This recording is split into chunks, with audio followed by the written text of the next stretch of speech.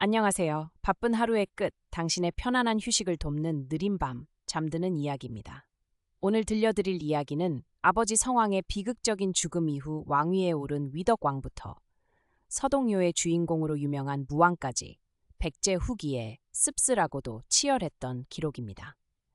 이제 복잡한 생각은 모두 내려놓으시고 가장 편안한 자세로 눈을 감아보세요. 어두운 밤을 밝히는 삼국사기의 옛 문장들이 당신을 깊고 평온한 잠의 세계로 안내할 것입니다.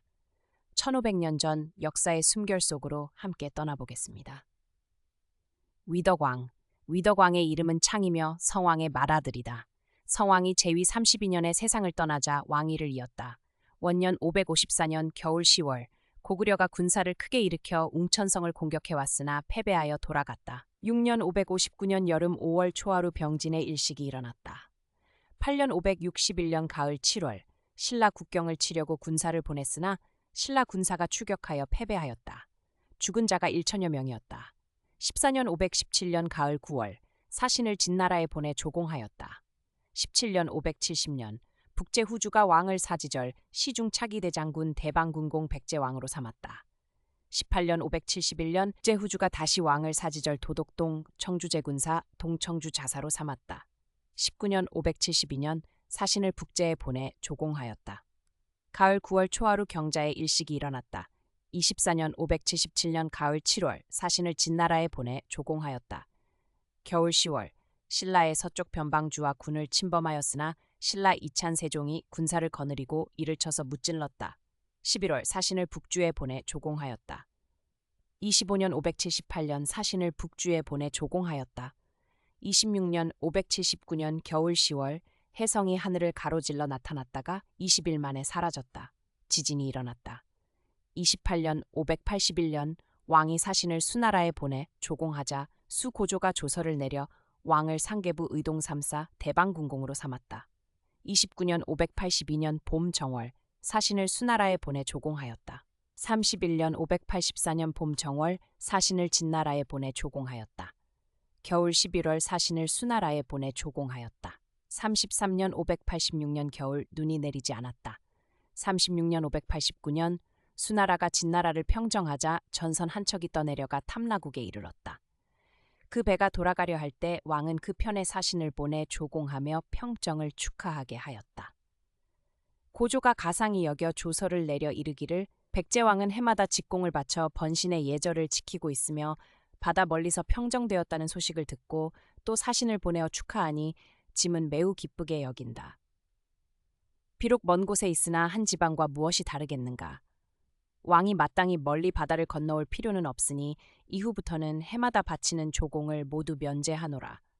내가 사신을 보내어 짐의 뜻을 알린다라고 하였다. 39년 592년 겨울 10월 지진이 일어났다. 41년 594년 수나라가 왕을 지절 도독동 청주제군사 동청주자사로 삼았다. 45년 598년 봄 정월 지진이 일어났다. 가을 9월 왕이 사신 장사 왕변나 등을 수나라에 보내 조공하고 아울러 수나라 군사의 고구려 정벌을 돕겠다고 청하였다. 수고조가 조서를 내려 백제왕이 바다 멀리 떨어져 있으면서도 성실한 마음을 지녀 표문을 올려 군사를 내어 돕겠다고 청하였으니 뜻이 매우 훌륭하다. 그러나 고구려가 이미 사죄하고 짐에게 신하로 복종하므로 이를 다시 토벌할 수는 없다라고 하고는 사신을 후하게 대우하여 돌려보냈다. 고구려가 이 소식을 듣고 우리 국경을 침범하였다. 겨울 12월 왕이 세상을 떠났다. 시호를 위덕이라 하였다. 해왕. 해왕의 이름은 계이고 위덕왕의 아우이다. 일설에는 위덕왕의 아들이라고도 한다. 위덕왕이 세상을 떠나자 왕위를 이었다. 원년 598년 사신을 수나라에 보내 조공하였다. 2년 599년 가을 8월 신라가 동쪽 국경을 침범하였다. 겨울 12월 왕이 세상을 떠났다. 시호를 해라 하였다. 법왕. 법왕의 이름은 선 혹은 효순이라고도 하며 해왕의 맏아들이다. 해왕이 세상을 떠나자 왕위에 올랐다. 원년 599년 겨울 12월 영을 내려 살생을 금하고 민가에서 기르는 매와 새매를 거두어 모두 놓아주게 하였으며 고기잡이와 사냥하는 도구를 불태워 버리게 하였다. 2년 600년 봄 정월 왕흥사를 창건하고 승려 30명을 두었다. 여름 5월 왕이 세상을 떠났다. 시호를 법이라 하였다. 무왕. 무왕의 이름은 장이고 법왕의 아들이다. 풍채가 훌륭하고 뜻이 호방하고 기상이 걸출하였다. 법왕이 세상을 떠나자 왕위를 이었다. 3년 602년 가을 8월 왕이 군사를 거느리고 신라의 암악산성을 포위하였다. 신라 왕 진평이 수천 명의 기병을 보내 맞게 하니 우리 군사가 분리하여 돌아왔다. 신라 군사가 대군을 이끌고 추격해오자 좌평 해수가 보병과 기병 4만 명을 이끌고 나아가 맞서 싸웠으나 패배하여 죽은 자가 매우 많았다. 해수는 겨우 목숨만 건져 돌아왔다. 6년 605년 봄 2월 각부에 영을 내려 가난한 백성을 구제하게 하였다. 7년 606년 봄 2월 사신을 수나라에 보내 조공하였다. 8년 607년 봄 3월 사신을 수나라에 보내 조공하였다. 아울러 좌평 왕도 등을 수나라에 보내 고구려를 칠 것을 청하였다. 수양제가 이를 허락하였으나 고구려의 뜻을 엿보기 위하여 우리 사신에게 고구려 사신과 함께 돌아가게 하였다. 이에 왕이 국경에 엄중한 방비를 갖추어 놓고 수나라 군사가 출동하기를 기다렸다. 9년 608년 봄 3월 사신을 수나라에 보내 조공하였다. 수나라 물림랑 배구가 와서 우리를 위로하였다. 12년 611년 봄 2월 사신을 수나라에 보내 조공하였다. 수양제가 마침내 고구려를 치자 왕이 신하 국지모를 보내 수나라 군사의 일정을 물었다. 양제가 크게 기뻐하며 지시를 내리고 상서 기분왕 중 성유를 보내어 왕과 함께 군사를 출동시킬 기일을 상의하게 하였다. 가을 10월 신라 가잠성을 포위하여 100여일 만에 함락시키고 성주 찬덕을 죽였다. 13년 612년 수 양제가 크게 군사를 일으켜 고구려를 칠 때 왕도 역시 국경에 군사를 엄하게 배치하고 말로는 수나라를 돕는다고 하면서도 실제로는 양다리를 걸쳤다. 17년 616년 겨울 10월 달솔 백기를 보내 병사 8,000명을 거느리고 신라의 모산성을 공격하게 하였다. 19년 618년 군사를 보내 신라 가잠성을 다시 공격하였다. 신라 장군 변품이 구원하러 오자 이를 쳐서 패배시켰다. 22년 621년 겨울 10월 당나라에 사신을 보내 조공하였다. 당 고조가 이를 가상히 여겨 사신을 보내 위로하고 채색 비단을 하사하였다. 24년 623년 가을 장수를 보내 신라 늑노연을 습격하였다. 25년 624년 봄 정월 당나라에 사신을 보내 조공하였다. 당 고조가 조서를 내려 왕을 대방군 왕 백제왕으로 삼았다. 가을 10월 장수를 보내 신라의 6개 성을 쳐서 빼앗았다. 신라 왕 진평이 군사를 내어 맞서자 곧 물러났다. 26년 625년 겨울 11월 당나라에 사신을 보내 조공하였다. 신라 사신이 백제가 자주 침범한다고 호소하였다. 27년 626년 봄 2월 사신을 당나라에 보내 조공하였다. 여름 6월 장수를 보내 신라 동쪽 국경을 공격하였다. 가을 8월 주제성을 쳐서 무너뜨렸다. 겨울 10월 사신을 당나라에 보내 조공하였다. 당 고조가 사신과 조서를 보내 신라와 맺은 원한을 풀고 각기 영토를 보전하라고 타이르니 왕이 표문을 올려 사죄하였다. 28년 627년 봄 2월 당나라에 사신을 보내 조공하였다. 가을 7월 장수를 보내 신라 서부의 2성을 쳐서 빼앗았다. 8월 당나라에 사신을 보내 조공하였다. 왕의 조카 복신이 일찍이 군사를 거느리고 신라 사람들과 싸웠는데 황제가 사신 조구를 시켜 조서를 보내 힐책하니 왕이 표문을 올려 사과하였다. 29년 628년 봄 2월 군사를 보내 신라의 가잠성을 공격하였으나 이기지 못하고 돌아왔다. 30년 629년 가을 9월 사신을 당나라에 보내 조공하였다. 31년 630년 봄 2월 사비의 궁궐을 중수하였다. 왕이 웅진성으로 행차하였다.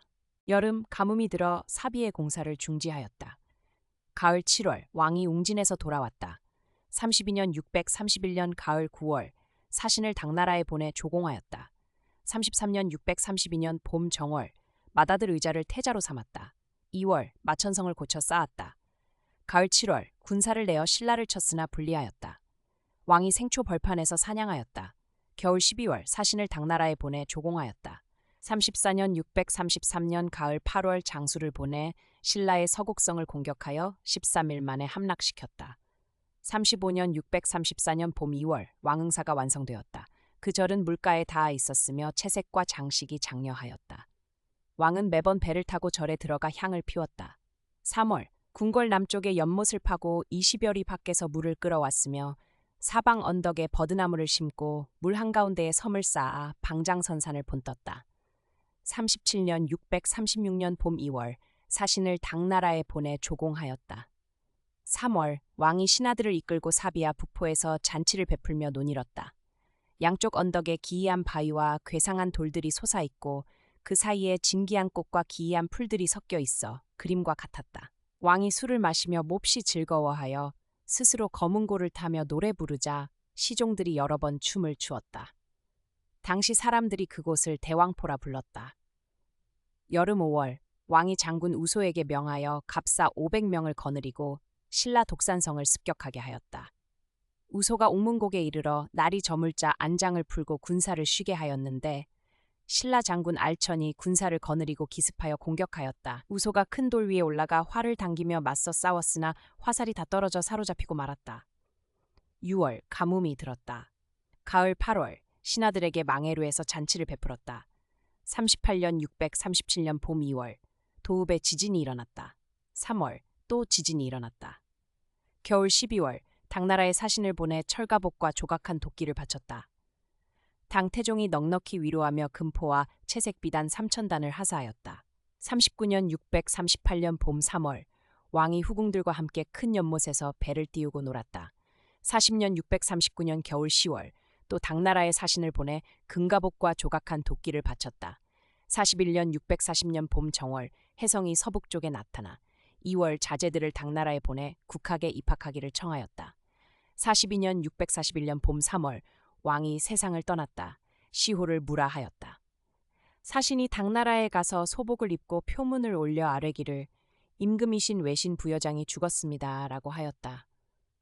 황제가 현무문에서 애도하고 조서를 내려 이르기를 먼 곳을 회유하는 도리는 총애하는 명령보다 앞설 것이 없고 생애의 마지막을 꾸며주는 의리는 먼 지방이라고 가릴 것이 없다고 주국 대방군공 백제왕 부여장은 험한 산을 넘고 바다를 건너 멀리서 정삭을 받아들였고 보물을 바치고 표문을 올려 처음부터 끝까지 정성을 다하였으나 갑자기 세상을 떠나니 추모하고 애도하는 마음이 매우 깊다.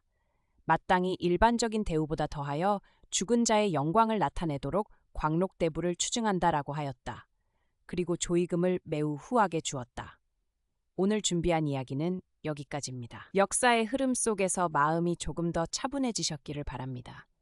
다음 시간에는 찬란했던 백제의 마지막 왕, 의자왕과 백제의 멸망을 담은 기록으로 다시 찾아오겠습니다. 오늘 하루도 정말 고생 많으셨습니다. 느린 밤, 잠드는 이야기와 함께 깊고 편안한 꿈 꾸시길 바랍니다. 안녕히 주무세요.